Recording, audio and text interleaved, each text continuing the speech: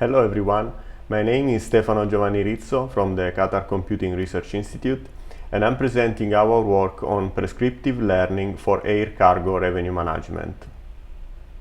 So let me first introduce the problem of revenue management in the air cargo business and how this differs from the better known passenger business. The first important difference is that in the cargo business, the shipment has a variable weight and volume, unlike in the passenger business where the unit is usually the passenger or maybe a fixed size for the baggage allowance. So this leads to the core problem that makes revenue management for air cargo very challenging. That is how often the agents that book the shipments they end up tendering less weight or volume than they booked, or they could cancel, for example, last minute, or sometimes they also bring more weight and volume than they initially booked, and this could lead, for example, to some offloading costs if the aircraft reaches the capacity. So this discrepancy can be also appreciated on this plot on the right. So in this scatter plot is showing the relation between the received volume and the booked volume, and in an ideal situation where the received volume is exactly what has been booked, we would have a clean diagonal line. Instead, as you can see, while there is some correlation, for each booked volume we could actually receive any real volume, showing how unreliable these bookings are. So in this work we focused on the volume instead of the weight. So we addressed the problem of revenue management based on volume because it is well known that in cargo flights are usually volume constrained, and this meaning that the aircraft usually reaches volume capacity before it reaches the weight capacity. The overall problem that we address in this work can be defined as follows. So at each time step we receive an incoming booking with all the related information, such as the booked volume, the product type, the shipment information, such as the origin and destination of the shipment, also data regarding the agent. Then we know, of course, how many bookings and how much volume we have accepted so far in terms of booked volume. And we know, of course, also how many days are left before departure. And based on all this information, we will have to decide whether to accept or reject an incoming booking with the final objective of maximizing the revenue, the final revenue.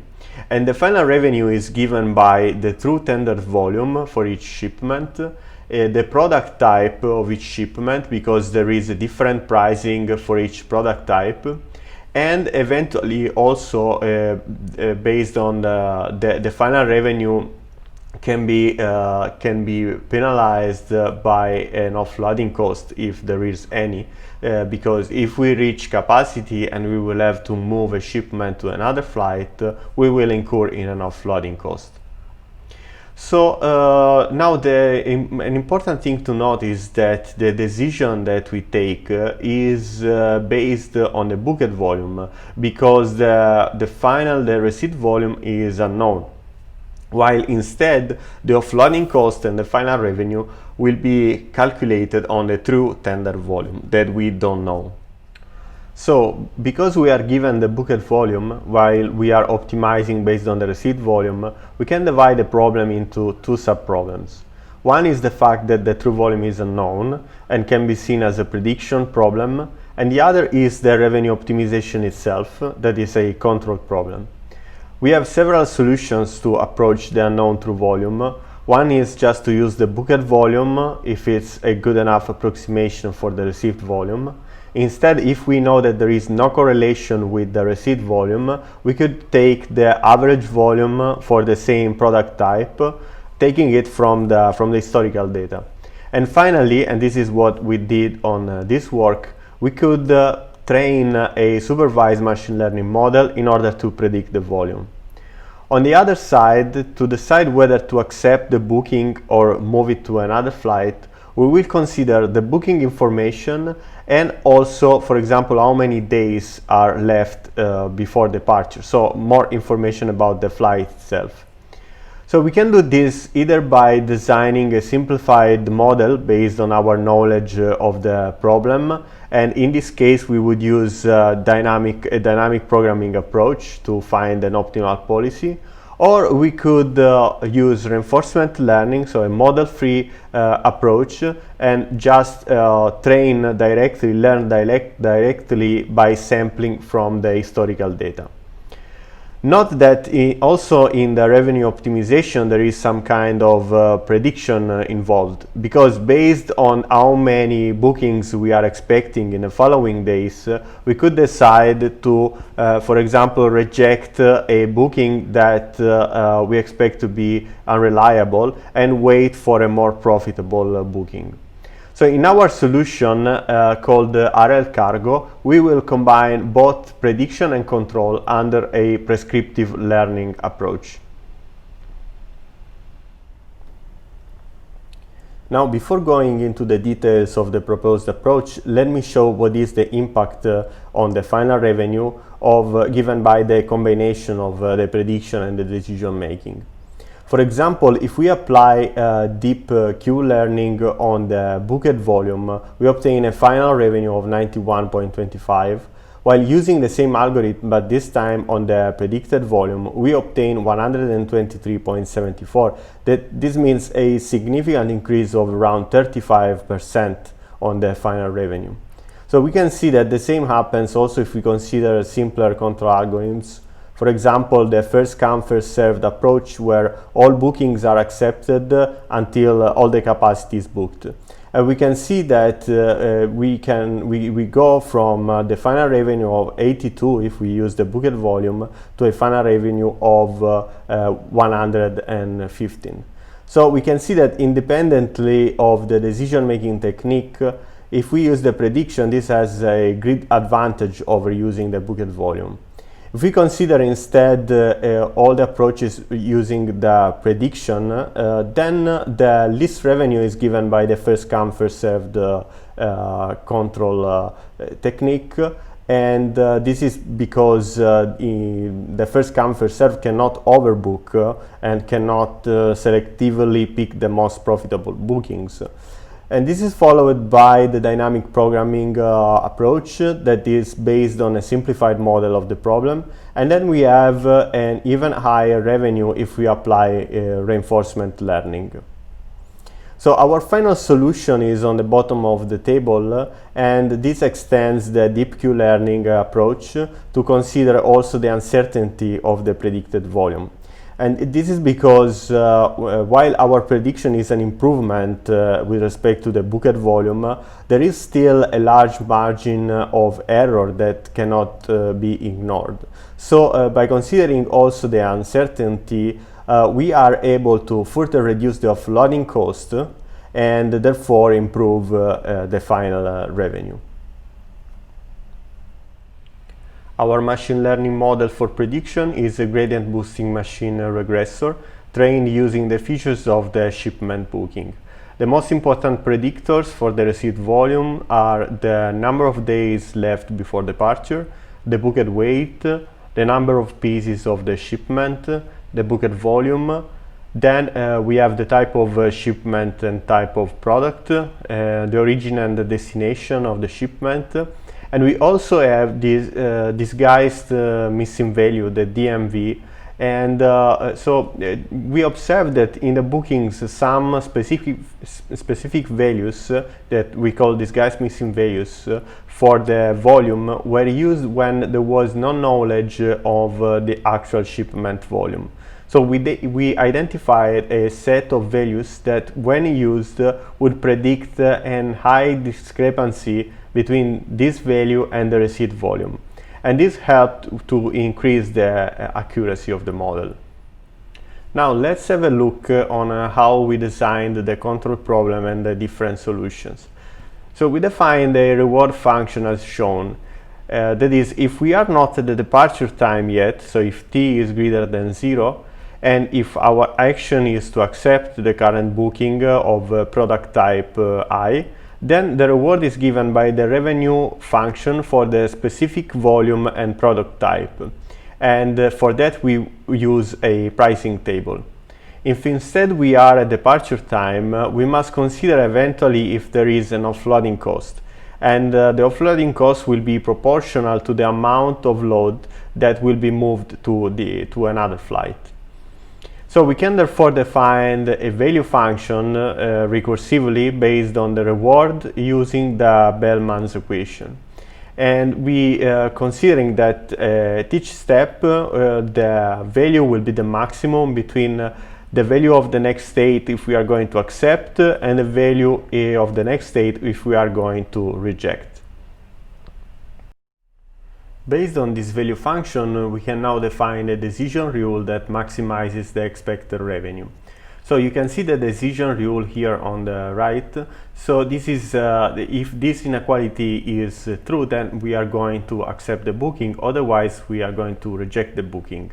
And here we are looking at the revenue of for the current booked volume and product type I, plus the value function of the next state. And the next state is given by the current state vector x, where we have the count of bookings for each product type I, plus the this is a one-hot binary vector for the product type I, and the time step of the next day. So if this is greater than the value function of the next state without accepting the incoming booking, then we will accept in order to maximize the expected revenue.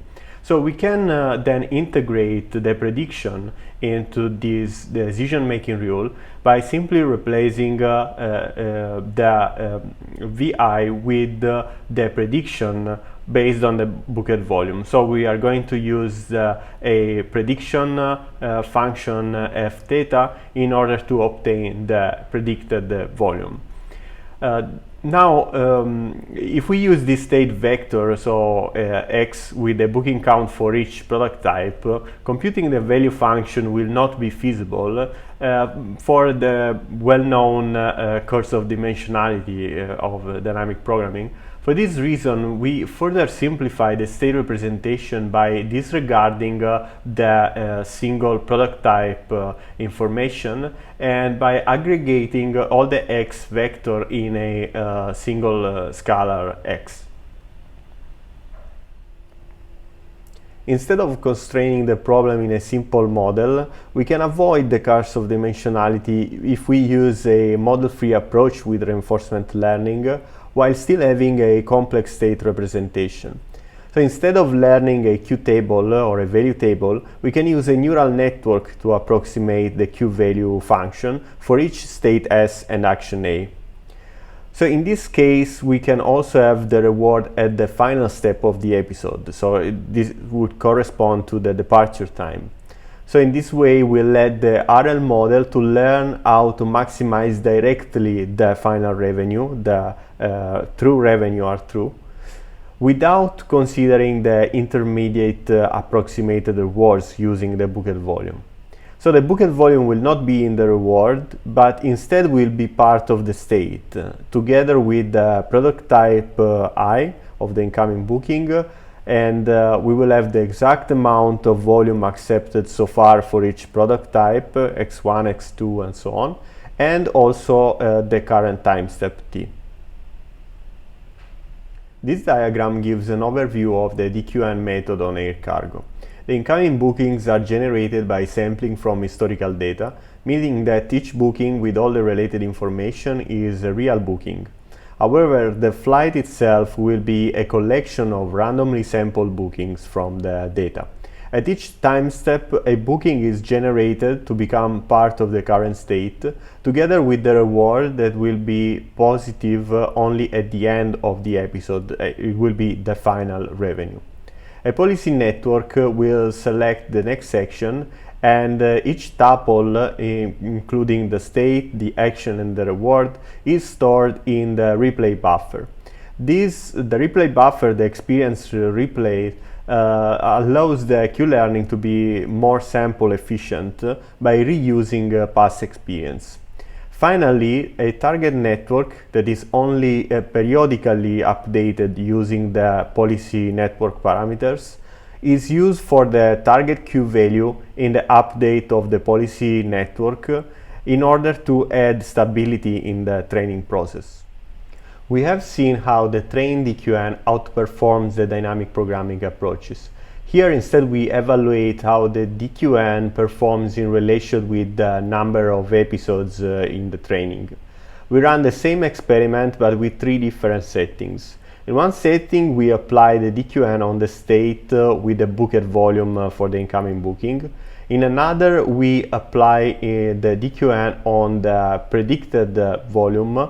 And finally, we have also an optimal setting where we assume that we have some kind of oracle that can predict the exact amount of volume that will be tendered. So we will apply the DQN on the received volume. The results here shown over a period of 10,000 episodes, each episode corresponding to 1 flight, shows that the DQN on prediction, the blue line, it reaches the and higher revenue faster than the DQN with the booked volume, that is the orange line. And it converges to a stable model with a significant advantage in the end. So this implies that despite the neural network in the DQN learns the expected revenue in the future time steps, having also a dedicated prediction for the volume of each booking helps in taking the best action. Finally, the green line is the DQN if we knew exactly the received volume. And this reaches a much higher revenue than the other 2 DQNs, and this confirms that there is a big role played here by the volume information. Even though our prediction improves with respect to the booking volume, it is often very hard to reach a high accuracy for the prediction. So it is important to take into account also how the error in the predicted volume can affect the decision. So together with the predicted value, we can usually also obtain a lower and upper bound to consider the margin of error for the prediction. For example, we could take it from the historical data or from the confidence intervals of the regression model. So as a final improvement, we propose an uncertainty-aware Q-learning, in which the Q-value is computed as the mean between the Q-value for the upper bound state, where the volume is the upper bound of the prediction, and the Q-value of the lower bound of the prediction. Note that this new Q-value is different from the original Q-value using the predicted volume, even when the predicted volume is at the center between the upper bound and the lower bound. As an example, consider the case when if the upper bound value is true, then the volume will exceed capacity and we will incur in an offloading cost. In this case, the Q-value of the upper bound is much lower than the Q-value of the lower bound because of the offloading cost. And therefore the uncertainty-aware Q-value will be also lower than the standard Q-value. So in other words, the Q-value is refined to take into account, in this case, the worst-case scenario. And we have seen how in the experiment using the uncertainty-aware Q-value reduced almost by half the average offloading cost. To conclude, we have presented RLCargo, a prescriptive learning approach for air cargo revenue management that combines prediction and decision making. We have shown how the deep reinforcement learning approach can obtain much higher final revenue with respect to other optimization techniques, especially when combined with a predictive model at the booking level. Finally, we have proposed an uncertainty-aware DQN that further improves the maximization of the revenue by taking into account the margin of error for the prediction and therefore taking safer actions that reduce the offloading costs. Thank you for your attention.